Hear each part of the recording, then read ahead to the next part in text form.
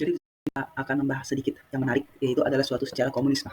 Jadi komunisme ini tentu kita tahu kan bahwasanya salah satu ideologis yang memang sudah dilarang dalam konteks Indonesia partainya, gitu kan. Kenapa ada suatu sejarah kelam yang dimana menjadi suatu goresan dalam historis ya Indonesia, kemerdekaan perjalanan Indonesia. Jadi di sini saya jelaskan saja di dalam konteks suatu komunisme di dunia. Yang pertama itu kita akan membahas mengenai alasan runtuhnya komunisme.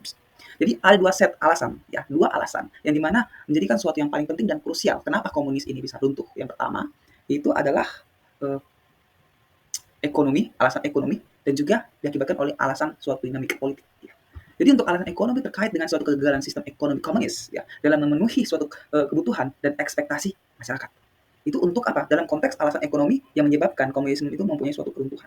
Ya. Yang kedua itu adalah alasan yang disebut dengan politik.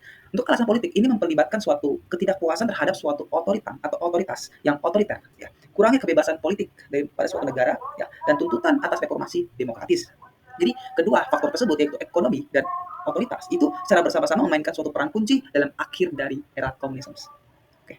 Lebih dalam kita akan membahas mengenai yang pertama adalah alasan komunisme. Alasan ekonomi dulu yang pertama. Jadi secara ekonomi pada awal tahun 1980, kinerja sistem komunis ini mulai mengalami suatu penurunan dalam hal pertumbuhan ekonomi dan inovasi teknologi.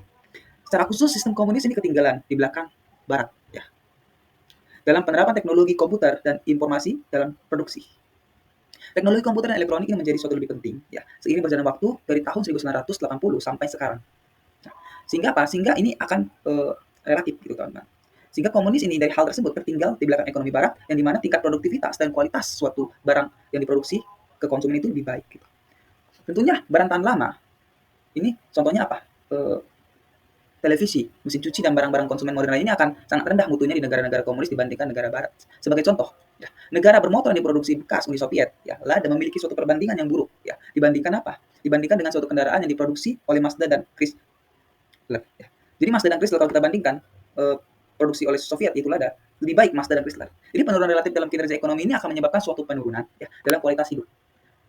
Jadi dibandingkan dengan negara-negara barat dan bahkan lebih lagi jika dibandingkan dengan suatu citra kehidupan di Amerika Serikat, Britania Raya, dan negara-negara kapitalis lainnya ini mempunyai suatu perbedaan yang mendasar.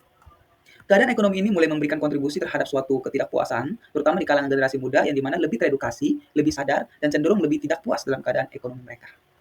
Jadi hal-hal tersebutlah yang menjadi landasan alasan ekonomis yang menjadi faktor kenapa runtuhnya komunisme.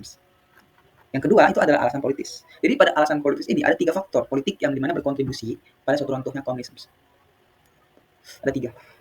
Yang pertama adalah meningkatkan tuntutan akan kebebasan yang lebih besar di antara rakyat menjelang akhir tahun 1970 dan tahun 1980.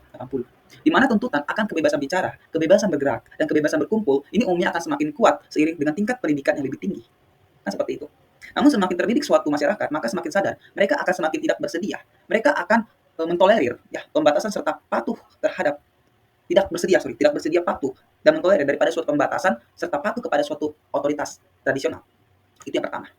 Yang kedua, dorongan besar dan dukungan untuk tuntutan ini datang daripada negara-negara barat. Contohnya negara tersebut Amerika Serikat, Inggris, dan Jerman Barat. Hal ini akan memperkuat suatu tuntutan akan kebebasan yang lebih besar dan mengakhiri suatu sistem komunisme. Yang kedua. Yang ketiga adalah suatu perkembangan disintegrasi dalam suatu barisan partai komunisme. Pembelahan internal yang dimana semakin meningkat ini tercermin dalam 3 posisi. Seperti yang dimana dijelaskan, yang akan kita jelaskan, ya 3 tadi. Ya. Yang pertama, mereka merasa bahwasanya sistem komunis ini harus dipertahankan dengan segala cara. Artinya apa? Posisi garis keras.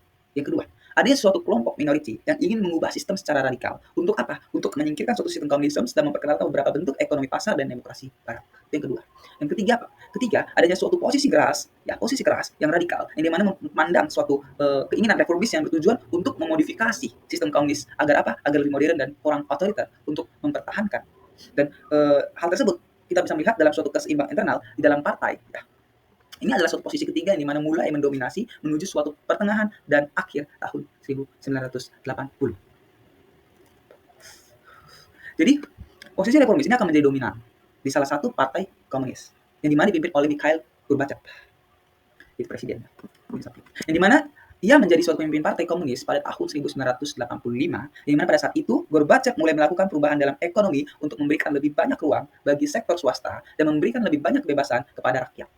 Yang paling penting dari semua itu, Gorbachev menggunakan bahwa kekuatan militer itu nggak boleh digunakan terhadap rakyat jika mereka benar-benar ingin beralih dari sistem komunis.